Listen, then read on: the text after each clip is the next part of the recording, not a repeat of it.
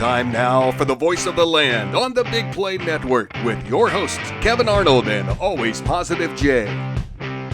We switch gears to what everybody loves to talk about in this town, no matter if they're playing or they're not. I mean, not just this town. It's everywhere. It's everywhere. The sport that rules all here in America, the NFL, and the Cleveland Browns in a town that is an hour away from where football was invented. This is a football town, so we need to talk about the football news that happened this week, and that is that Baker Mayfield is no longer a Cleveland Brown. We can now put the word former in front of that. Former Cleveland Browns quarterback now traded to Carolina, where he will join Sam Darnold and whoever else they got down there. Is Robbie Anderson going to retire or actually play with Baker if Baker has decided to be the starter? If they're bringing him in, they're probably expecting him to be the starter. The Browns get a conditional fifth-round pick that can be bumped up depending on how much I think Baker plays. There's a lot of ins and outs. I'm not trying to get into that. And the Browns are paying $10.5 million. The Panthers are paying like $5.5 million. And then he took basically a $3 million pay cut if he does not earn his incentives to earn that $3 million back by the end of the season. Jay, we knew it was coming. We knew it needed to happen. We all agreed, as much as we were Baker appreciators. I won't say Baker bros because we wouldn't go as far as some of the, especially the Oklahoma fans are going at Browns fans and back and forth. It's bad on both sides. It's bad all over in Twitter. I'm going to stay away from Twitter as much as I can in this segment. I'm just going to say that right now. I've been doing it pretty well, too. Hey, catch me in the spaces. Yeah. The amount of hypocrisy on that place right now is just, it's actually kind of funny. And our friend Derek West pointed it out. I was going to say, thank you, Derek West, for bringing levity to it because I closed my phone when I saw like the back and forth. And just, you're not a real man if you're not in the spaces on Twitter. Coming from a guy who's called Brown's bot, I'm like, you're like a fake person on here, like, and you're calling someone not a man. Who then, that person, the hypocrisy, made fun of someone saying that they cause drama while they're just causing drama. I'm like, and I put him like, you are literally doing what you're talking about. I'm like, yeah, this is hilarious to me. I'm like, sometimes it's just annoying, but then sometimes I just find the hypocrisy of it all hilarious. So real quick, I looked through that thread, and it wasn't that I took one side or the other. I was like, this is idiotic. like this is the example. If someone never knew what Twitter was, or someone comes to Cleveland or he's from Cleveland and is like, oh my gosh, I've been living under a rock here in Cleveland. Like, what is Twitter? What is Brown's Twitter? What's it like?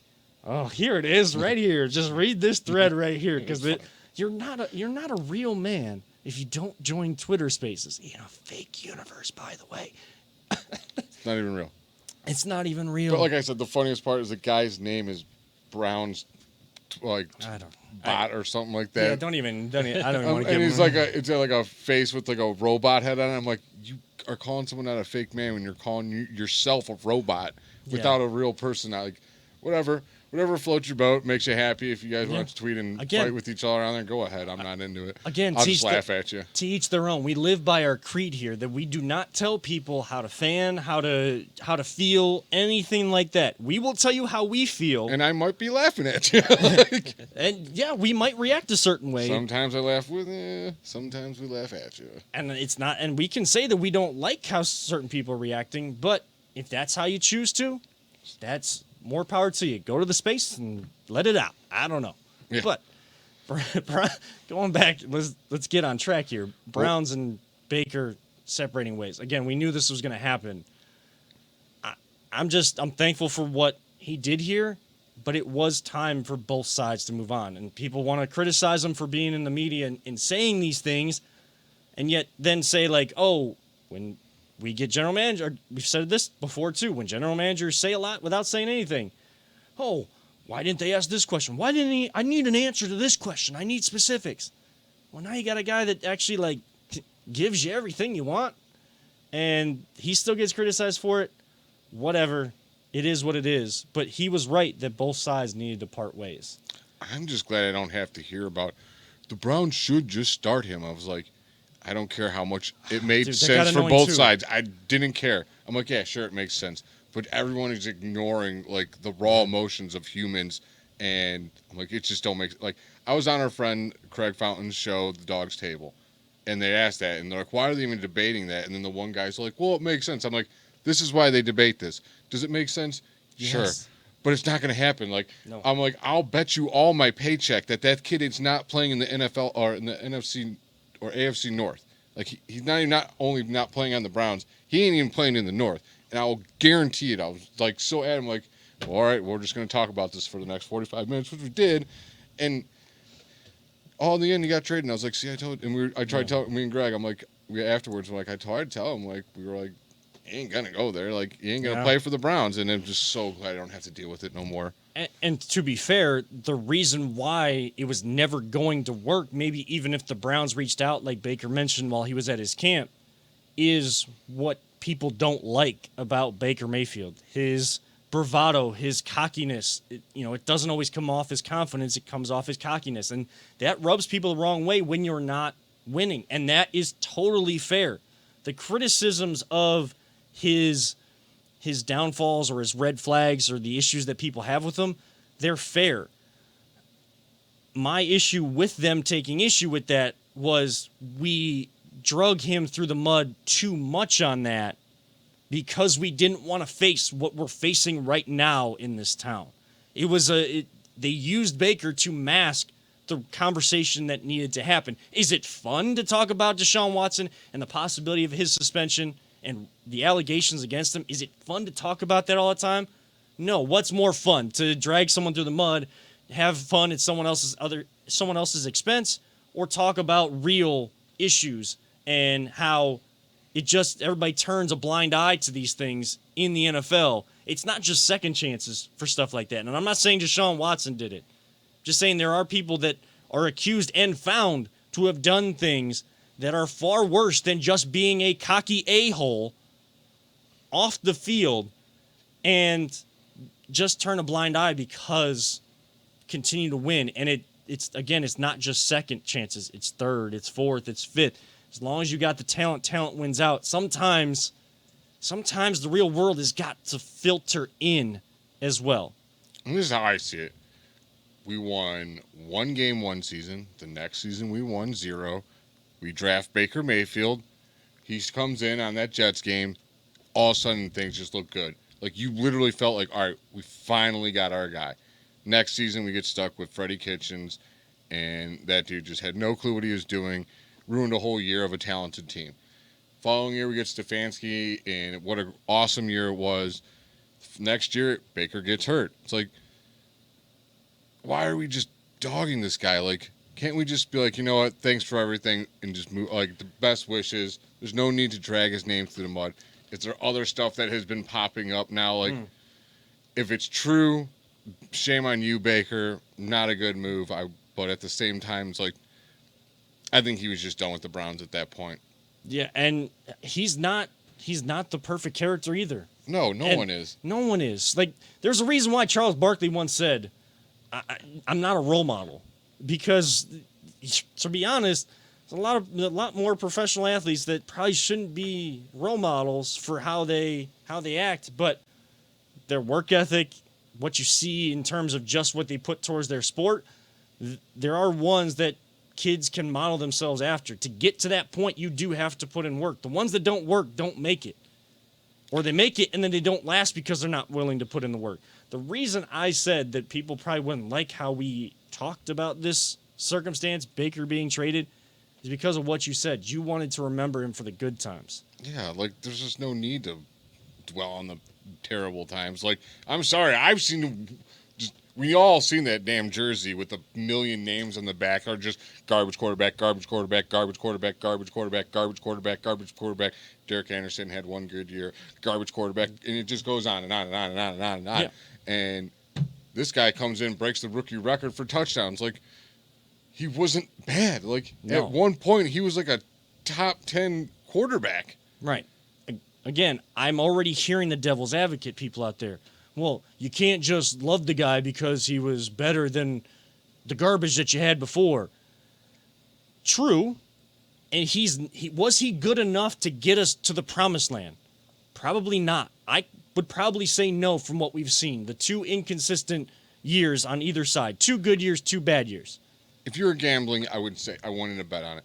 Could he? Yeah, He He yes. was possible. He was Trent- definitely capable of doing it. Maybe. I mean, the thing is, in some respects, he's his own worst enemy. Yes. I mean, because if he would have, with the shoulder injury last year, if he would have been like, you know what, I've got to get this taken care of. It's affecting my game. But I think he refused to admit that. But we all saw it on the field. It wasn't his throwing shoulder, but it obviously affected him big time. And in some way, his pride was his downfall. Yes. Because he didn't want to step aside.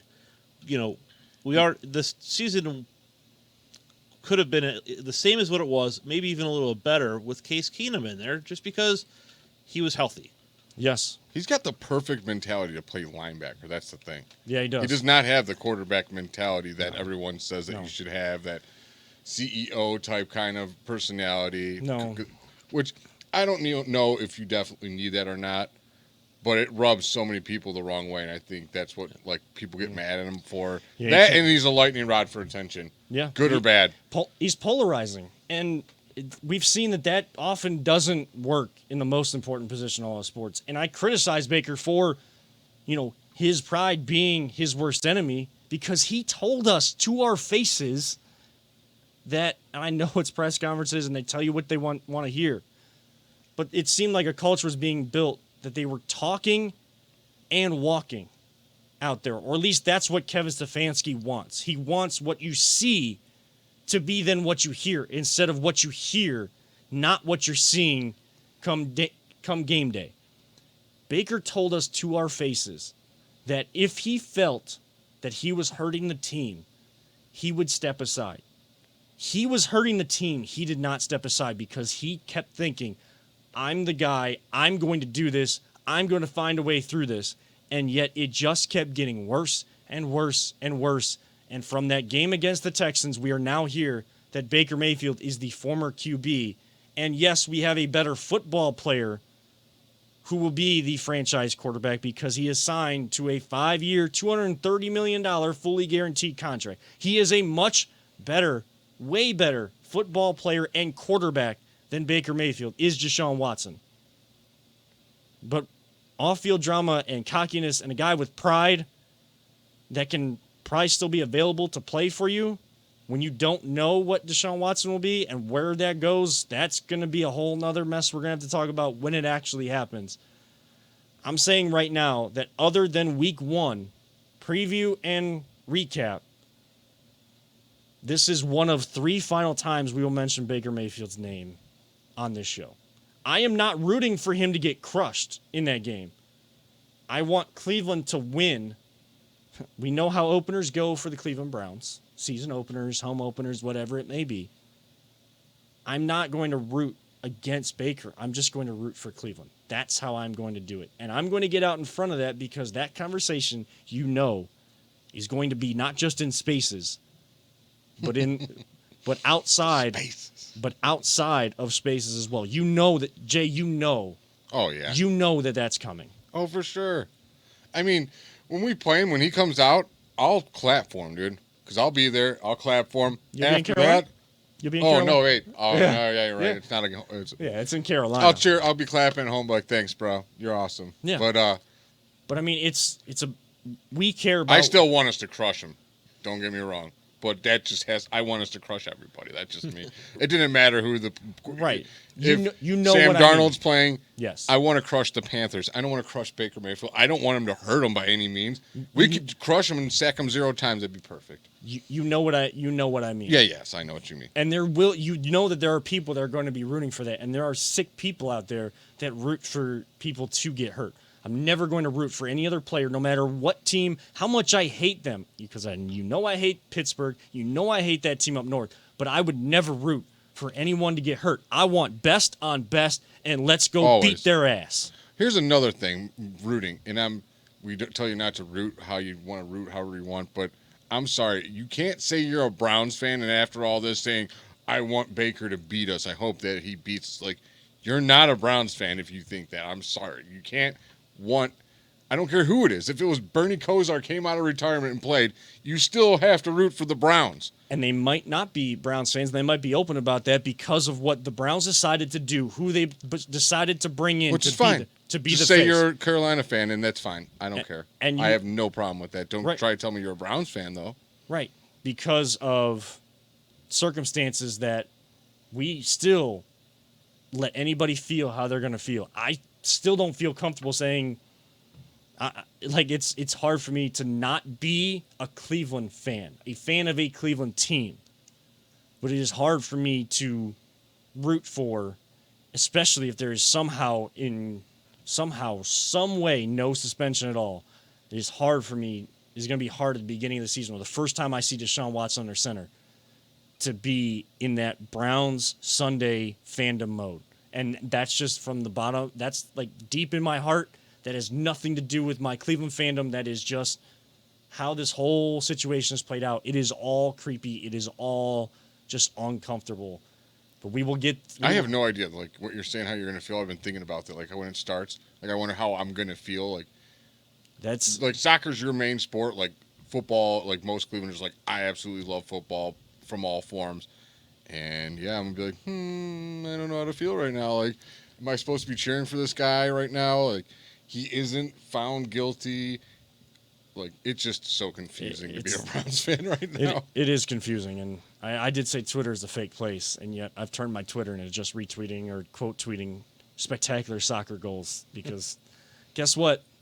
I'm one of those few, and you can hate me if you want to. You can tell me I'm not actually a Cleveland fan. We should be promoting our show more. Kevin's promoting soccer. I promote, like, animal videos. We don't ever promote our own show too much. To me, right now, European football is much better than American football, and I'm going to be one of the few, and people will hate me, and they'll tell me that I'm not a real Cleveland fan because I love soccer way more than football.